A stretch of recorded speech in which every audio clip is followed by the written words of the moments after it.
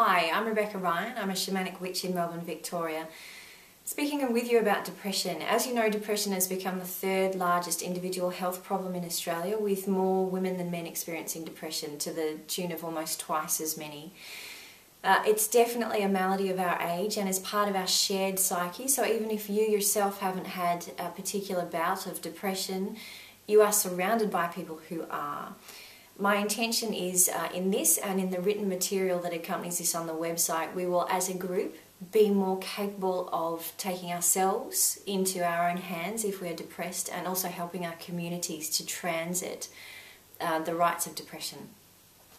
There are two principles which are based on the running of the human body which help. So they help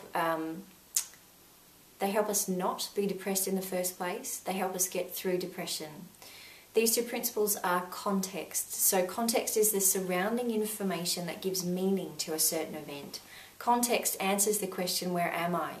So shamanic context comes from the regular observance of changing seasons and tides in life. So for you, this could be walking daily and looking at the change of the earth season, so looking at the leaves change on the trees, looking at the way the rain falls in winter or the sun shines in summer. This could be for you redecorating to change the colours or the layout of your home season by season. You could consciously follow the patterns of holiday times, so this could be like a weekly day off, one day a week where things are different for you that day, preferably even a rest day, or a regular weekly event like a Friday night out to the movies, or Friday date night or something like that. So our bodily patterns are our shamanic wisdom for following the ebbs and flow of life. They actually teach us where we exist in context. They give us the connection between what's happening inside of us and what's happening in the outside, the forces of nature, the really big world around us. By consciously and regularly observing the change of seasons and the tides of life, so this is the weekly things that happen always every week, we can actually catch up with our body's natural rhythm to get in touch with here. So what's happening here, what's happening with the leaves, what's happening with things growing in the garden, what's happening with the different foods, the fruit and vegetable that are available through various seasons of the year.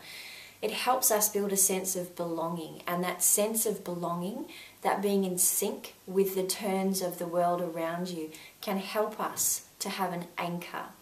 That anchor is very useful for if life is throwing us. So if we have stressful events, or if we're going through major changes, that anchor can help us to say, you know what, it's Friday and this is what I do on Friday, or it's Sunday and it's my day off, or whatever it might be, to keep that ebb and flow going for you, even if the larger events might be knocking you around. So that's how context can be used as a shamanic practice to be in touch with your body's ebb and flow, so that you have an anchored resource for when things are affecting you, which might be creating difficulty for you.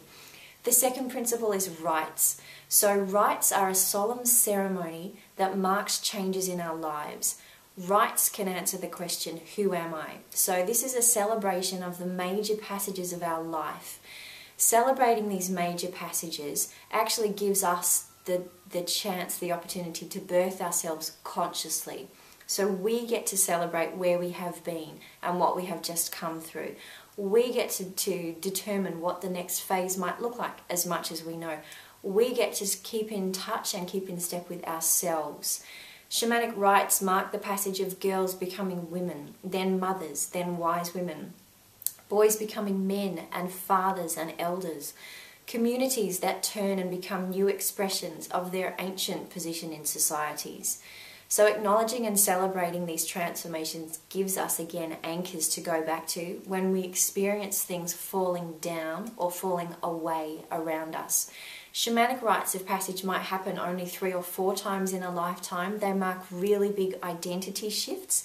And if life goes kind of standard according to plan, those identity shifts also will be big shifts in our bodies. So we hit puberty. As women, we begin to menstruate. At the end, we stop menstruating. So they're really quite profound changes in our body.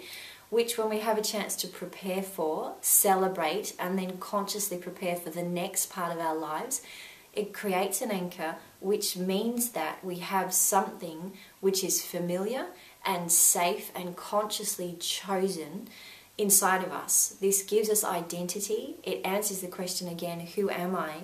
These two principles can be applied directly to balance and combat depression because they keep you anchored and they keep you listening to the changing tides of your body.